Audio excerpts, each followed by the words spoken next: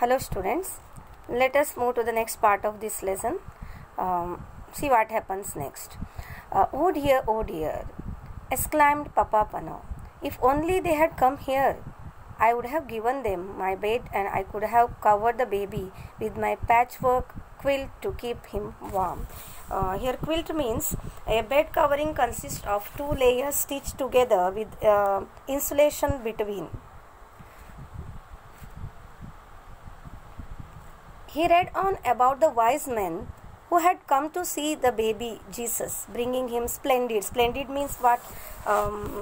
Very nice, magnificent gifts.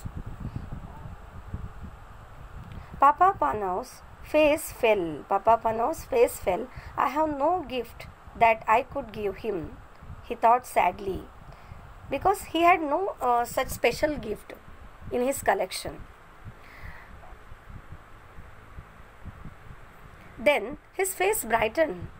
Sudden flash came to his mind. He put down the Bible, got up and stretched his long arms to the shelf high up in his little room. He took down a small dusty box and opened it. Inside was a perfect pair of tiny leather shoes. See students, marginal questions. Why is the small box dusty? Because if you don't use certain thing for a long time, the dust settles on the upper part of that and covers outside, and that's why here explained as the intention of the author is the box has not been used for many months or days. That means he didn't open that. Papa Pano smiled with satisfaction. He became happy now. Yes, they were as good as he had remembered, the best shoes he had ever made. I should give him those, he decided as he gently put them away and sat down again. He was feeling tired now. The further he read, the sleepier he became. Means as he continued to read, he became sleepy. He could not read the lines properly. The print began to dance before his eyes so that he closed them. Because students, when we are regularly reading, if you are tired of sleeping, that means what happens, we could not read. We can't concentrate upon reading. That it happened so in the case of Papa Pano. And as he slept, he dreamed. He dreamed that someone was in his room, and he knew at once, as one does in dreams, who the person was. It was Jesus. That means in his dream, Jesus came in his dream. You have been wishing that you could see me, Papa Pano said kindly. Then look for me tomorrow. It will be Christmas Day and I will visit you. But look carefully, for I shall not tell you who I am.